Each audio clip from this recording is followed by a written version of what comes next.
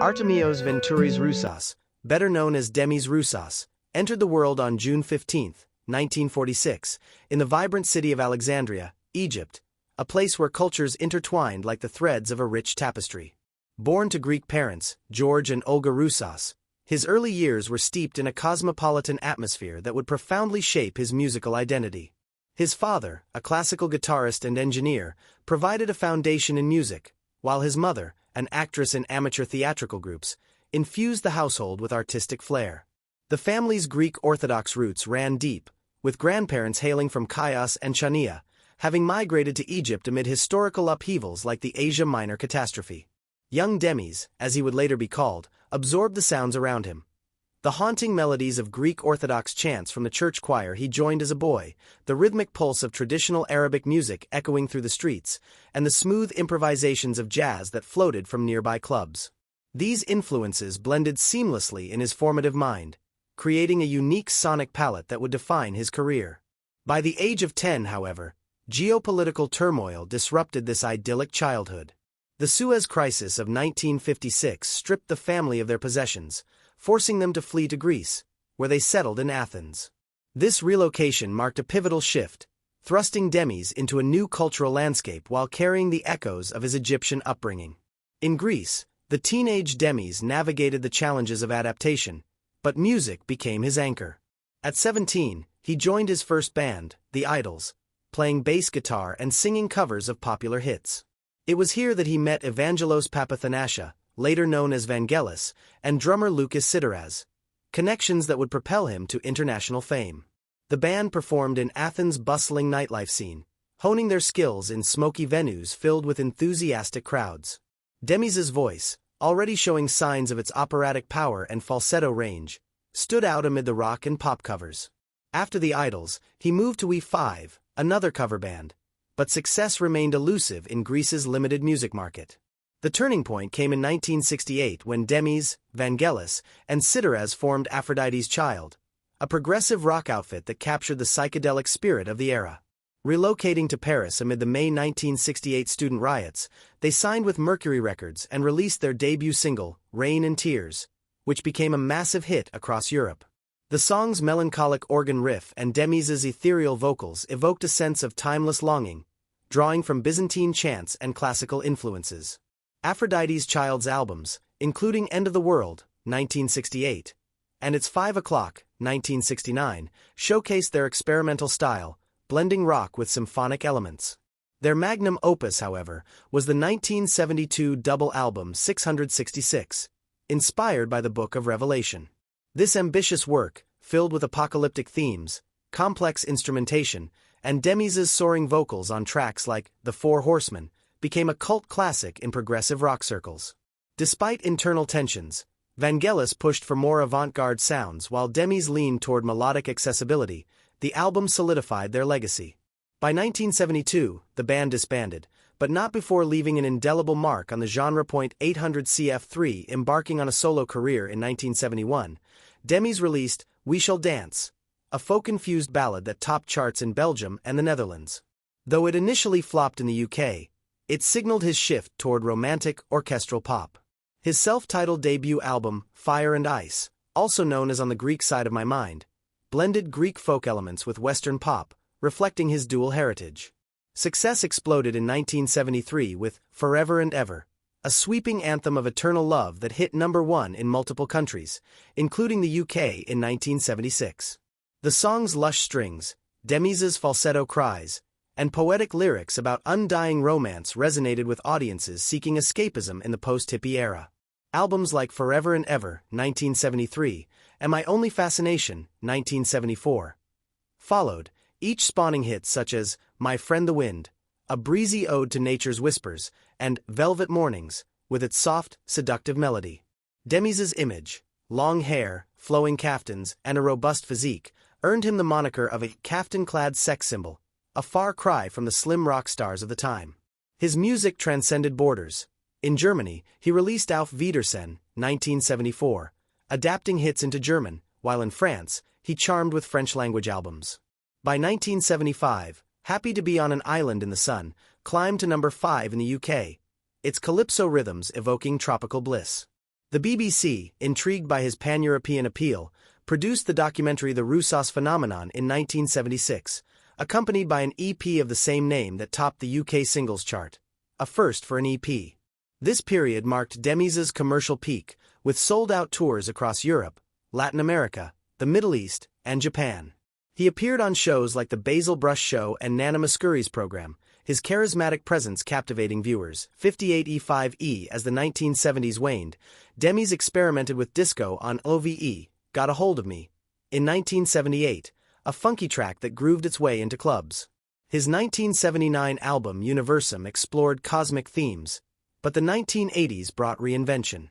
Man of the World, 1980, featured a duet cover of Air Supply's Lost in Love with Florence Warner, blending soft rock with heartfelt emotion.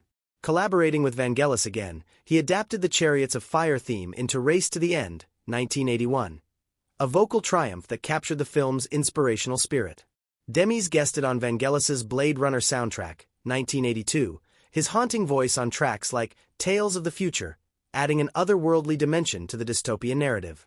The album Demis, 1982, saw him team up with John Anderson, co-writing Lament and Song for the Free, infusing progressive elements into pop. Attitudes, 1982, and Reflection, 1984, maintained his output, but personal struggles loomed. Weighing 147 kilograms in 1980, Demis battled obesity, losing 50 kilograms through a rigorous diet, chronicled in his 1982 book A Question of Weight. This transformation symbolized his resilience, turning a vulnerability into a story of triumph. 6755E. The mid-1980s delivered a harrowing chapter. On June 14, 1985, Demis and his third wife, American model Pamela Smith, boarded TWA Flight 847 from Athens to Rome. Hijacked by Hezbollah militants shortly after takeoff, the plane was diverted to Beirut, then Algiers. For 5 terrifying days, Demis was held hostage amid threats, beatings of passengers, and the murder of a U.S. Navy diver. Released with other Greek passengers due to his heritage and fame, the hijackers even requested he sing for them. Demis emerged shaken but alive. This ordeal, broadcast worldwide, added a layer of tragedy to his life, highlighting the fragility of celebrity in a volatile world. He later reflected on it as a surreal nightmare, crediting his faith for survival. SC 7859. Undeterred, Demis continued creating.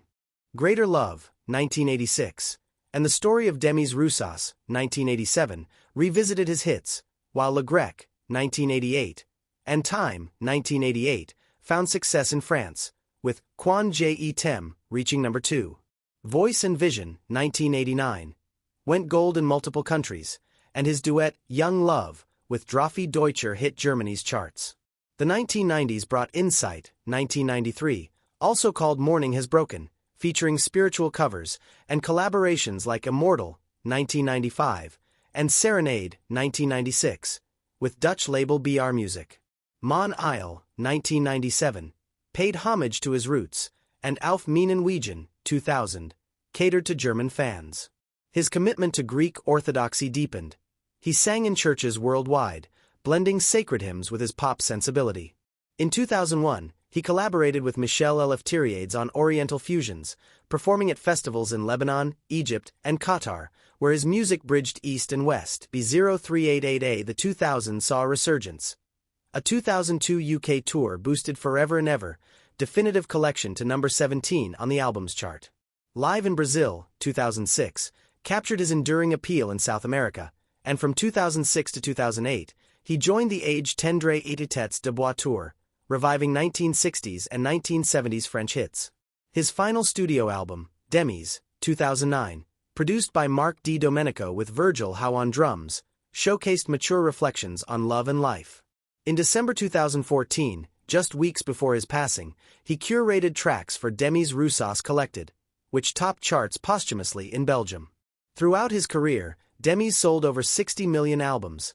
His voice, a blend of operatic grandeur and tender vulnerability, touching hearts globally. Films like Na Z Kanius I Nami Z, 1966, and A Greek Type of Problem, 2012, featured him, while his music influenced Bollywood, with Mehbooba Mehbooba, from Sholay borrowing from Say You Love Me. F96896 on the personal front, Demis's life was a mosaic of relationships and family. Married 3 or 4 times, he fathered daughter Emily with first wife Monique and son Cyril with second wife Dominique.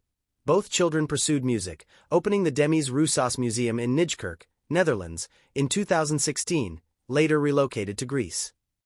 His third marriage to Pamela endured the hijacking trauma, and his fourth to Parisian Marie provided later companionship.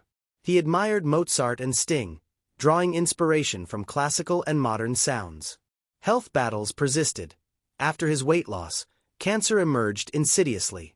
Diagnosed with stomach, pancreatic, and liver cancer, Demis fought privately, hospitalized at Aegea Hospital in Athens. On January 25, 2015, at age 68, he succumbed to the diseases. His death announced the next day by friend Nikos Aliagas and daughter Emily. The funeral at Athens' First Cemetery drew tributes. Nana Mouskouri hailed his superb voice that honored Greece. Marisa Koch praised his emotional awakening of listeners, and Georgios Hatzinasios recalled his heartfelt laugh. This tragic end, after a life of highs and harrowing lows, cemented his legacy as a voice of passion and perseverance. CBBC2C delving deeper into his early influences, Alexandria's multicultural milieu was crucial. The city's blend of Greek, Arabic, and European elements fostered Demis's eclectic style. Church choir practices honed his vocal control, while family jam sessions with his father's guitar sparked creativity. The Suez exile instilled resilience, teaching him to adapt and thrive. In Athens, the idol's gigs in tourist spots exposed him to international audiences, refining his stage presence. Aphrodite's Child's Paris move was serendipitous. Amid riots, they recorded Rain and Tears in a makeshift studio, its success funding further experiments. 660's excess recording was fraught. Vangelis's perfectionism clashed with Demis's commercial instincts, but tracks like Break showcased his range. Solo, We Shall Dance drew from Greek folk dances, its optimism contrasting post-band uncertainties. Forever and Ever's composition involved Stelios Vlavianos, its melody evoking eternal cycles.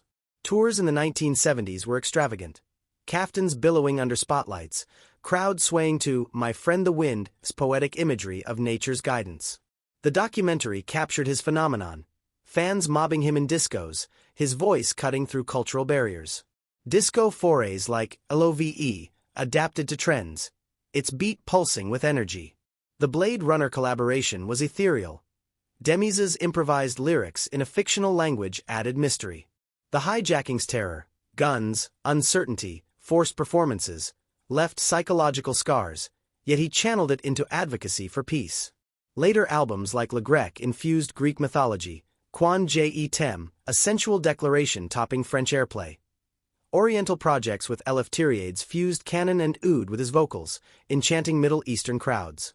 The museum preserves artifacts, caftans, gold records, photos from hijacking aftermath. Cancer's progression was swift, symptoms masked by age, treatments exhaustive but futile. His final days involved selecting collected tracks, a poignant farewell. Tributes poured in, from prog fans revering 666 to pop lovers cherishing ballads. Asteroid 279226 Demis Roussos honors him celestially. His story, from Egyptian boy to global icon, embodies tragedy and triumph, his voice echoing eternally. Expanding on his vocal technique, Demis's falsetto was untrained yet masterful, drawing from Byzantine modes where melisma conveys emotion. In Velvet Mornings, it paints soft dawn hues. In Lost in Love, it conveys yearning. Collaborations extended beyond Vangelis, with Pet Shop Boys' influences indirectly, his style prefiguring synth-pop. Personal anecdotes reveal warmth, signing autographs post-hijacking, sharing weight loss tips in interviews. The book's candor on obesity, emotional eating, societal pressures, resonated with readers. Later tours, like Age Tendre, reunited him with peers, nostalgic sets reviving youth. The 2009 album's modern production blended electronica with classics, Virgil Howe's drums adding edge. Collected success posthumously affirmed enduring appeal. Death circumstances, prolonged hospitalization, family vigil, peaceful passing amid prayers. Emily's announcement evoked global mourning, Obituaries lauding his 60 million sales. Tragic in its prematurity, his life inspires, overcoming exile, hijacking, health woes through music's healing power. His legacy lives in soundtracks, covers, tributes, a testament to a voice that transcended boundaries. To fully appreciate, consider cultural impact. In UK, Abigail's Party parroted his kitsch. In India, Sholi's hit borrowed his melody, spreading influence. Church performances, like in Paris cathedrals, merged sacred and secular, his faith evident in lyrics. Family dynamics. Emily's production work, Cyril's DJ sets carry the torch. Museum exhibits detail career arcs, from idols posters to 666 vinyls. Asteroid naming, in 2014, thrilled him pre-death. Films. His Pope role in 2012 comedy added humor.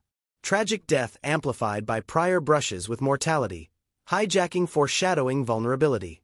In reflection, Demis Roussos's journey from Alexandria's streets to Athens' gravesite encapsulates human drama. Joy in melody, sorrow in loss, eternal in memory.